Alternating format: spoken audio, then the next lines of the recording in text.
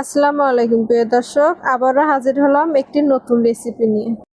আজকে আমি আপনাদের সাথে শেয়ার করব বিখ্যাত আলু ঘাটি রেসিপি। এটা খেতে এতটাই মজার সুস্বাদু, আপনারা একবার খেলে এর স্বাদ জীবনে ভুলবেন না। আর এটা খেতে এতটাই মজা, আপনারা ভাত, রুটি বা পরোটার সাথে খেতে পারবেন। যে কোনোটার সাথে খেতে কিন্তু খুবই মজা। আজকের এই বিখ্যাত আলু ঘাটি রেসিপিটা স্পেশালি আমার ভাবির জন্য।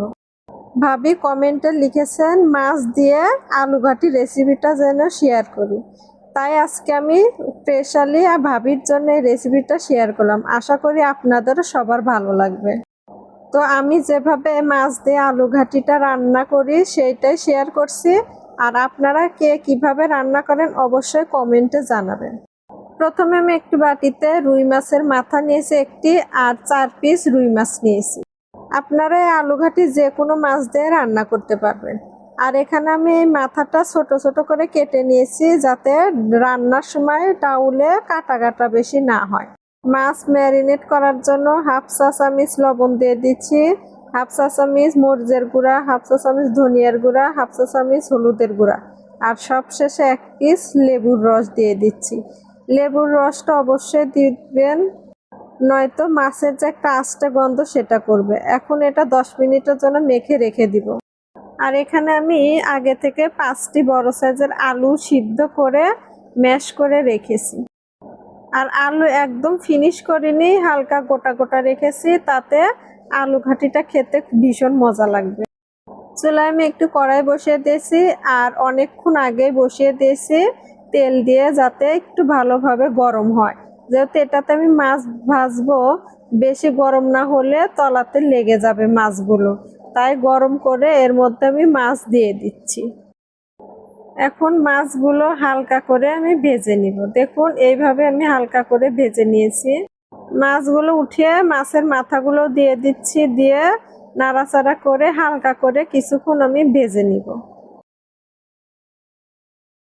মাছের মাথাগুলো ভাজা হয়ে আসছে, এখন আমি একটি বাটিতে উঠিয়ে রাখছি। সেম তেলের মধ্যে দিয়ে দিচ্ছি কিছু গরম মশলা। গরম মশলা কিছুক্ষণ নাড়াচাড়া করব, যতক্ষণ এর থেকে একটি সুন্দর সুঘ্রাণ বের হবে। তারপর এর মধ্যে আমি দিয়ে দিচ্ছি পেঁয়াজ কুচি। এখানে আমি হাফ কাপের কম পেঁয়াজ কুচি দিয়ে দিচ্ছি, কাঁচামরিচও দিয়ে দিচ্ছি, আর কিছু রসুন দিয়ে দিচ্ছি। এখন ভালোভাবে কিছুক্ষণ পেঁয়াজগুলো ভেজে নেব। যখন হালকা কালার হয়ে যাবে সে পর্যায়ে এখন আমি এর সাথে পানি অ্যাড করে দেব। তারপরে মশলা অ্যাড করব। প্রথমে দিয়ে দিয়েছি স্বাদ মতো লবণ, 1 চামচ পেঁয়াজ বাটা, 1.5 চামচ দিয়ে দিচ্ছি রসুন বাটা, আর 1 চামচ দিয়ে দিচ্ছি আদা বাটা। হাফ টেবিল চামচ দিয়ে দিচ্ছি জিরার গুঁড়া, হাফ টেবিল চামচ একটু বেশি দিয়ে দিচ্ছি মরিচের গুঁড়া, হাফ টেবিল চামচ দিয়ে দিচ্ছি ধনিয়ার গুঁড়া, হাফ টেবিল চামচ দিয়ে দিচ্ছি হলুদের গুঁড়া। এখন মশলাগুলো ভালোভাবে কিছুক্ষণ কষিয়ে নিব। মশলা কিছুক্ষণ কষানো হয়ে গেলে এই পর্যায়ে সামান্য পরিমাণ এর সাথে পানি অ্যাড করে দিচ্ছি। পানি অ্যাড করে দেওয়ার পর আরও কিছুক্ষণ মশলাগুলো ভালোভাবে কষিয়ে নেব। মশলাগুলো দেখে বুঝতে পারছেন তেল বের হয়ে আসছে, মশলাগুলো একদম কষানো হয়ে আসছে। এই পর্যায়ে আগে থেকে ভেজে রাখা মাছগুলো দিয়ে দেব, দিয়ে আরও কিছুক্ষণ মাছগুলো কষিয়ে নিব। মাছগুলো ভালোভাবে কষিয়ে নেওয়ার পরে এখন এর মধ্যে অ্যাড করে দিচ্ছি আগে থেকে আলুগুলো সিদ্ধ করে ম্যাশ করে রেখেছিলাম, সেগুলো দিয়ে দেব। এখন একসাথে সবকিছু ভালোভাবে আরো কিছুক্ষণ কষিয়ে নিব। অবশ্যই অনবরত নাড়াচাড়া করে তারপর কষাতে হবে, নয়তো তলাতে লেগে যাবে। যেহেতু মাছটা আগে থেকে ভেজে কষিয়ে নেওয়া হয়েছে, তারপর আলুটাও সিদ্ধ করা হয়েছে আগে থেকে, সেই অনুপাতে এটা অনেকক্ষণ ধরে রান্না করতে হবে না, অল্প সময়ের মধ্যে এই আলু ঘাটিটা রান্না কমপ্লিট হয়ে যাবে। আরও কিছুক্ষণ আলুগুলো ভালো করে কষিয়ে নিচ্ছি। কষানো হয়ে গেলে সেই পর্যায়ে এর সাথে পানি অ্যাড করে দিচ্ছি।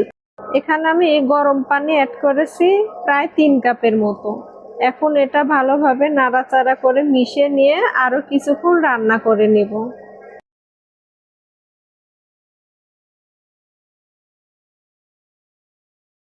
তো দেখুন প্রায় ঝোলটা ঘন হয়ে আসছে, এ পর্যায়ে এটা নামিয়ে বাগার দিয়ে দেব। চুলাতে আমি আর একটি কড়াই বসিয়েছি, এখন এটা বাগার দেব। তাই এখানে পরিমাণ মতো তেল নিয়েছি এবং 5টি শুকনা মরিচ নিয়েছি। শুকনা মরিচ হালকা ভেজে এখন এর সাথে আমি দিয়ে দিচ্ছি রসুনগুলো আমি ছেঁচে দিয়েছি এবং এর সাথে এখন দিয়ে দিচ্ছি পেঁয়াজ কুচি। এখানে আমি 1/2 কাপ পেঁয়াজ কুচি দিয়েছি। এখন এগুলো ভালোভাবে ভেজে নেব যতক্ষণ না বাদামি কালার হয়। এই পর্যায়ে এখানে আমি 5 ফোড়ন দিচ্ছি। 5 ফোড়নটা দিলে আলু ঘাটির মতো দারুণ একটি সুঘ্রাণ বের হবে। পেঁয়াজগুলো এই পর্যায়ে আমি ঢেলে দিচ্ছি, আলু ঘাটির মধ্যে দিয়ে ঢাকনাটা আটকে দেব। আমার আলু ঘাটিটা প্রায় হয়ে আসছে, দেখে বুঝতে পারছেন কতটা লোভনীয় দেখতে হয়েছে। এ পর্যায়ে আমি দিয়ে দিচ্ছি কিছু ধনিয়া পাতা কুচি, 1/2 চামচ দিয়ে দিচ্ছি গরম মশলার গুঁড়া। গরম মশলার গুঁড়াটা আলু ঘাটি দিলে দারুণ সুঘ্রাণ বের হবে এবং খেতেও দারুণ লাগবে। আমার রেসিপি ভালো লাগলে অবশ্যই চ্যানেলটি সাবস্ক্রাইব করে দিবেন এবং ফলো করে দিবেন। আর যারা ফেসবুক পেজ থেকে দেখছেন তারা অবশ্যই পেজটি ফলো করবেন, লাইক কমেন্ট শেয়ার করবেন।